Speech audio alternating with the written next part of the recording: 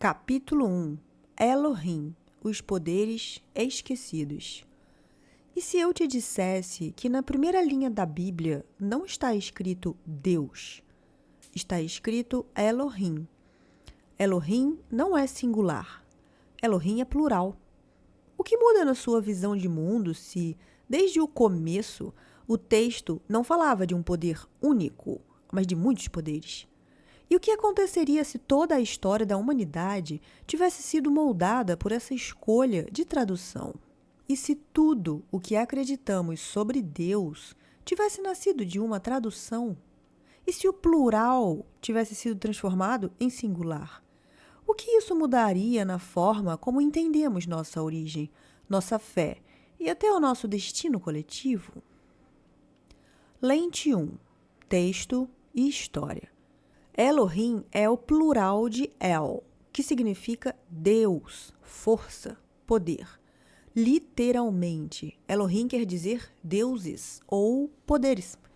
O tradutor Mauro Biglino, que trabalhou por anos para o Vaticano, insiste que a Bíblia não deve ser lida como um texto espiritual, mas como um relato literal.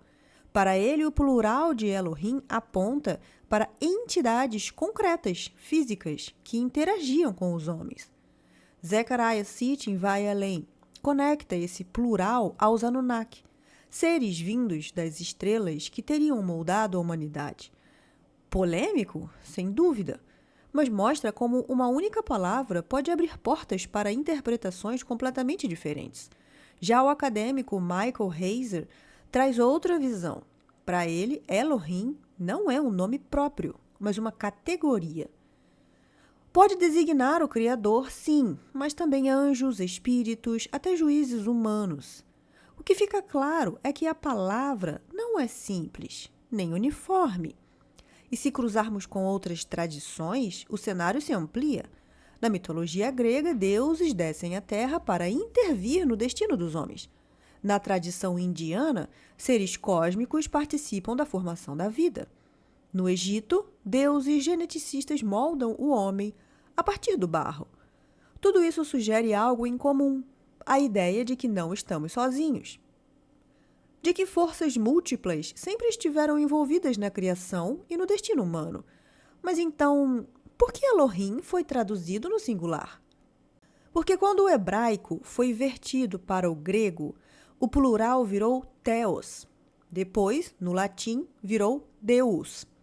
E assim, uma palavra que nascia plural se tornou a base de um Deus único. Na Idade Média, questionar essa tradução era perigoso. Nomes como Giordano Bruno e Galileu Galilei foram perseguidos por desafiar a interpretação oficial. O preço de interpretar diferente podia ser a própria vida. Por quê? Quem se beneficia quando a pluralidade se transforma em unidade rígida? Será que a história da fé é também a história do controle? Lente 2. Ciência. Mas o impacto não foi só religioso. A psicologia social mostra o efeito de acreditar em um poder único e absoluto. Quando uma palavra molda crenças, essas crenças moldam o corpo e a mente. A psicologia social provou isso. No experimento de Milgram, pessoas comuns aceitaram aplicar choques dolorosos em outros apenas porque uma figura de autoridade ordenava.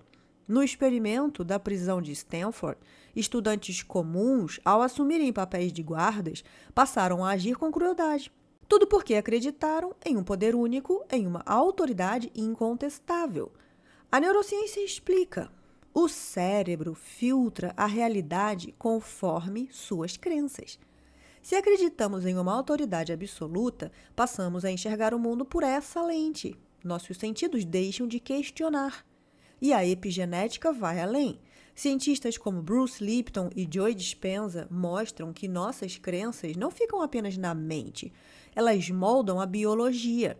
Crenças podem ativar ou desativar genes, alterar hormônios, fortalecer ou enfraquecer o sistema imunológico. O medo constante de desobedecer a um Deus único, vigilante, pode manter o corpo em estado de estresse crônico, cortisol elevado, imunidade enfraquecida.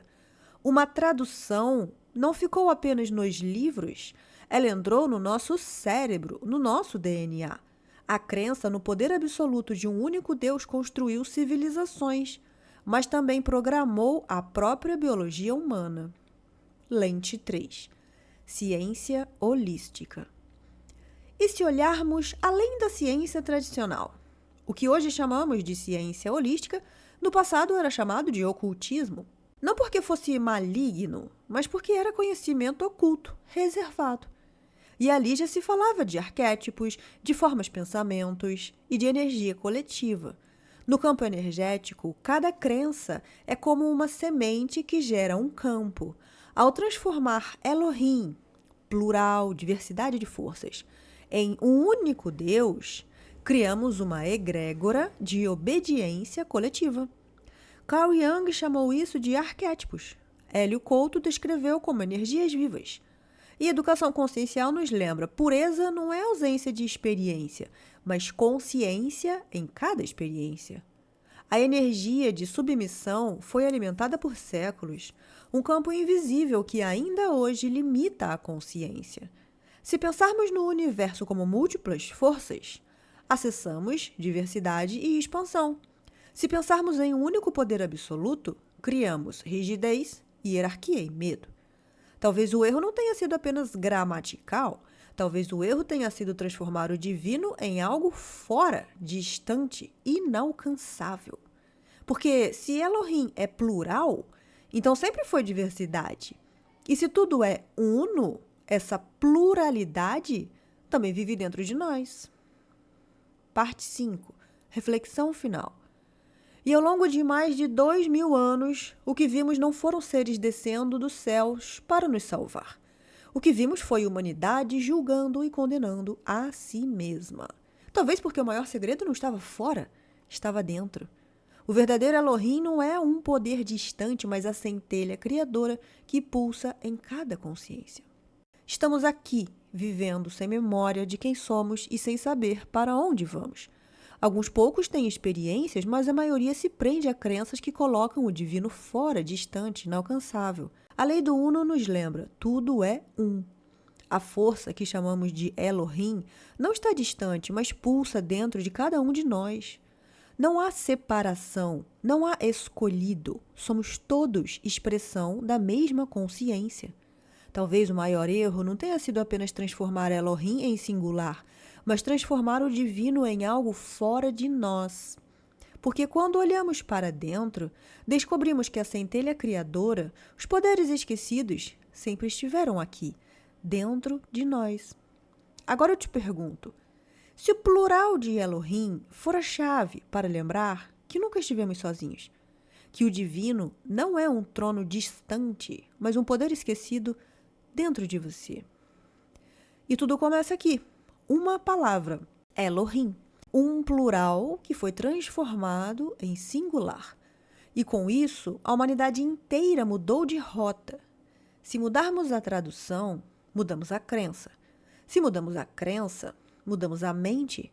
Se mudamos a mente, mudamos a realidade coletiva. Se essa reflexão te fez pensar diferente, curta, inscreva-se e compartilhe. Isso ajuda a expandir ainda mais essa consciência coletiva. E no próximo episódio, YHWH, o nome que não podia ser dito.